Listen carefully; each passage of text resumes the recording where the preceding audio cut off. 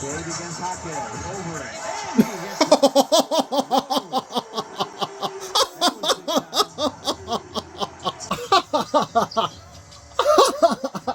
Up almost 20 points against the Heat. Banish the thought. But oh boy, he had another thing coming. Later. What is happening? Don't let him. Don't get it. Oh, get him off the streets. He's an addict.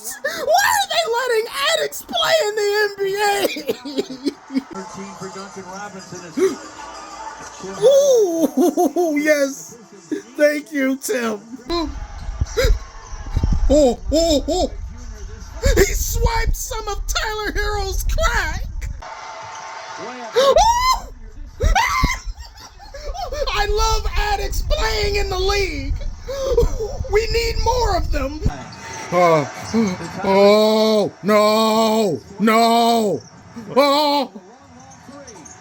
Back to rehab you go. Your nose is washed. Your nose isn't what it used to be. I guess the Miami Heat had to learn the Hardaway. I never found you funny. I never found you entertaining. I never found you smart. I just found you annoying. To begin, Adam Silver, you go straight to hell. You go straight to Commissioner hell. I've been there. It's not that bad, actually. But that's where you deserve to go because of this Texas Chainsaw Massacre of a schedule that you make to go from beating the New York Knicks. Well, you face the New York Knicks a little bit before that, the Celtics, then the Milwaukee Bucks, then to go and face the Heat again. To be waterboarded game after game, to be groped in different arenas all across this nation. And no, it doesn't let up. There's no break. There's no level of understanding. Nobody cares. So long as it's us that's suffering.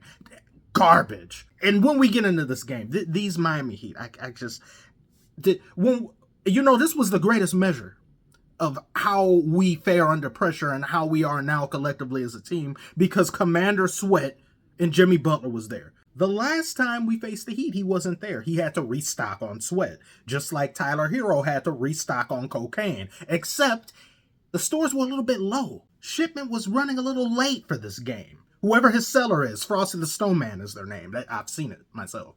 And he couldn't quite get himself where he needed to be. He tried substitutes. He tried bath salts. He tried asbestos. He tried nitrous. He even tried to put a little fairy dust in his Red Bull to give himself wings. But it didn't work because Tim Hardaway had already drank it. Thank the Lord. Because these Heat, they, in their name, they scorch not only their opponents, they scorch themselves as well, whoever they play. You got Jimmy Butler over here playing without a shoe. Absurd! Preposterous activities. And he still makes the shot. He doesn't stop. And Tyler Herro, he was like 2 for 10 around the point they started saying his name. Stop saying his name. Don't look at him.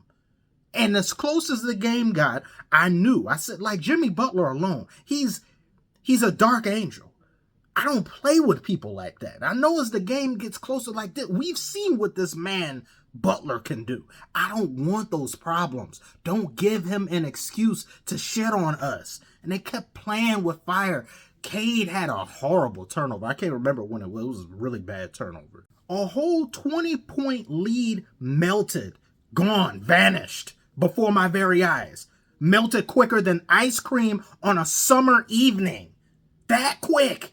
We can't keep a lead to save our lives sometimes. And I knew it wasn't going to stay as big as it was, but for it to diminish that quick, all within a quarter, and to be whittled down to 4 points, and a scoring drought that was 5 minutes long. That's half a SpongeBob episode with no scoring, no anything, not even trips to the line.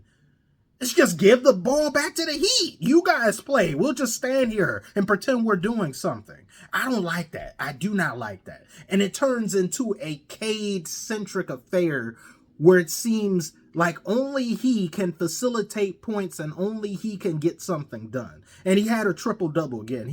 I think the only people in front of him now on triple-doubles on the season so far is LeBron, Jokic, maybe one other person. I'm not sure. Maybe Sabonis. I'm not sure. But we need somebody else too. Like, I know we're missing Jaden Ivey. I forgot about that.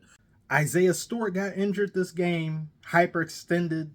I think something hyperextended, or it just may be knees, something like that. And Tobias Harris was missing, but I'm not missing him. If he would have played, we would have lost.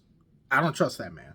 The man's hands are untrustworthy. He himself, he's a flight risk on the court. For every good thing he does, there's two other things that aren't good.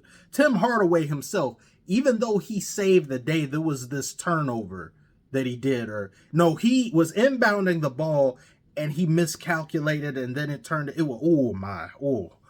was, like the Heat, this is not the team that you do this with. You want to play games, foolish games like this, you do it with the Wizards, you do it with the Bulls, maybe, you do it with somebody else, not with the Heat. Not with the Heat, not with the Celtics, not with any of them. So we got off lucky with it. We're as lucky as we were in the last matchup. And it took Spoelstra making a mistake that Spoelstra never does. That's Pistons-esque when he tried to call a timeout and he didn't have any. Also, we ran out of timeouts and it was like 2.5 minutes, damn near 3 minutes left in the game, and we don't have any timeouts. Where did they go?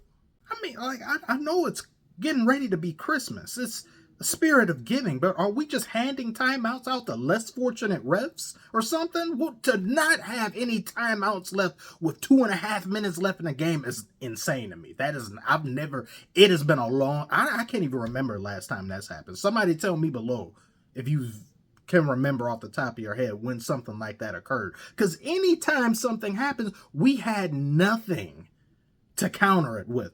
Heat had about 2 timeouts remaining, 2 or 3 themselves. So this is bad. Everything was set up for us to lose this game, and we got very lucky. I like this win. I feel good about this win, but I don't love it. I'm not. I wish I could feel better about it. I would have liked to blow a 20-point lead. To me, it's just it's unacceptable. I don't care, even if in a win. So tell me if you guys have seen this game below. Do you think this is more so the Heat doing some things and us really not rising to the occasion and getting off a little bit lucky? Or do you think I'm being a little bit too hypercritical about the Pistons? Comment below and let me know. Like and subscribe if you are new. As always, thank you all so very much for watching, and I will see you on the next one.